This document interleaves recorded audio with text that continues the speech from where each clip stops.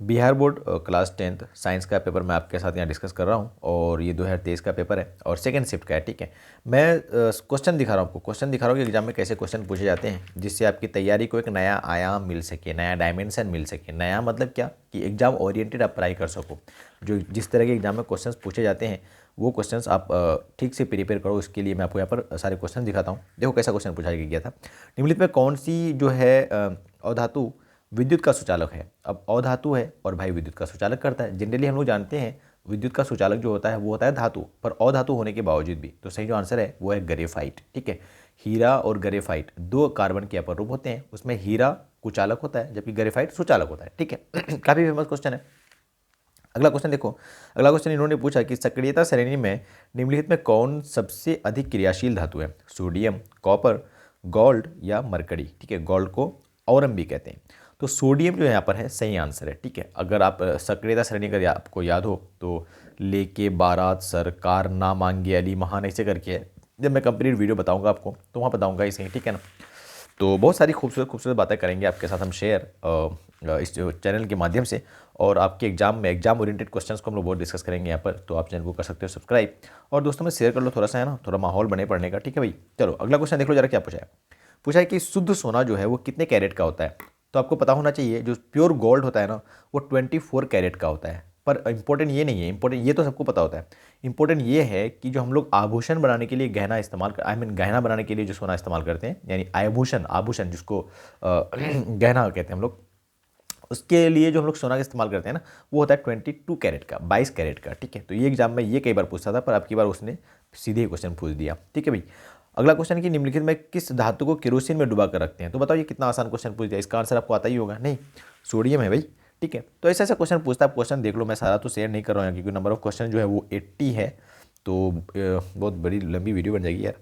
ये क्वेश्चन काफ़ी बेहतरीन था पूछा था कि निम्नलिखित में कौन सबसे अधिक अम्ल है, मतलब क्रियाशील, मतलब आई मीन सबसे स्ट्रॉन्गेस्ट एसिड पूछा था एमंग दीज एसिड। तो देखो यहाँ पर HF दिया, इसने HCl दिया, HBr दिया और HI दिया। खूबसूरत बात यह है कि ऑप्शन नंबर ए HF दिया है और कई लोग ये करके आया होगा, जो आंसर गलत है। ठीक है, यहाँ जो सही आंसर जाएगा वो जाएगा HI। ठीक है, यहाँ पर साइज फैक्टर होता है जो मैटर करता है। अब ये डिटेल में मैं समझाऊँ क्या। जैसे देखो H और F के बीच ये बॉन्ड बनता है, जबकि H और Cl के बीच इतनी बड़ी बॉन्ड, और H और Br के बीच और बड़ी बॉन्ड, और H और I के बीच तो और भाई साइज बड़ा हो जाएगा क्योंकि हम ऊपर से नीचे पीरियोडिक टेबल में आते हैं तो ग्रुप में साइज जो है वो बढ़ता है। ठीक है, तो देखो अब ये बॉन्ड बड़ा है तो जो बॉन्ड बड़ा है वो आसानी से टूटता है। आप ही सोचो ना, कोई बड़ी चीज़ को तोड़ना आसान है, छोटी चीज़ को तोड़ना मुश्किल नहीं है। तो H यहाँ जो बॉन्ड लेंथ ज़्यादा है ना तो ये H+ आसानी से दे देगा, और जो भी ग्रुप H+, जो भी एसिड H+ आसानी से दे वो स्ट्रॉन्ग एसिड होता है। और यहाँ पर HF लोग क्यों कर सकता है, क्योंकि इलेक्ट्रोनिगेटिविटी डिफरेंस से आदमी सोच सकता है। तो ये क्वेश्चन ठीक था, बढ़िया था। शुद्ध जल का pH माना बताओ, मैं इसके मैं क्या बताऊँ, ऐसे क्वेश्चन आते हैं भाई। तो देख लो जरा, है ना, देख लो एक बार, गो थ्रू लो क्वेश्चन से सारे। ठीक है, ये तो कैल्शियम का परमाणु संख्या पूछ रहा है, तो आपको परमाणु संख्या भी होना चाहिए याद। ठीक है, अगर वो नहीं है तो पहले तो उसी को रट्टा लगाओ, कम से कम 30 तक लगातार रट लो। उसके बाद आप क्या करना, उसके बाद क्या करोगे आप, जो फेमस फेमस हैं उसको रट्टा लगा लेना, है ना। तो ऐसे ऐसे क्वेश्चन आते हैं, you can go through all the questions. हो सके तो मैं इसकी PDF बना करके मैं डाल दूँगा। कहाँ भाई, डिस्क्रिप्शन बॉक्स बोलते हैं ना, उसमें डाल दूँगा, तो आप वहाँ से देख लेना एक बार। वैसे आप तो चालाक बच्चे हो, देखो ये लेंस वगैरह मिरर वगैरह फॉर्मूला नहीं आता है, दर्पण सूत्र यानी मिरर फॉर्मूला पूछा आपकी बार। तो मिरर फॉर्मूला में प्लस माइनस नहीं होता है बीच में, याद रखना है ना, लेंस में माइनस होता है। तो such kind of question being asked in your exam, so you have to prepare well.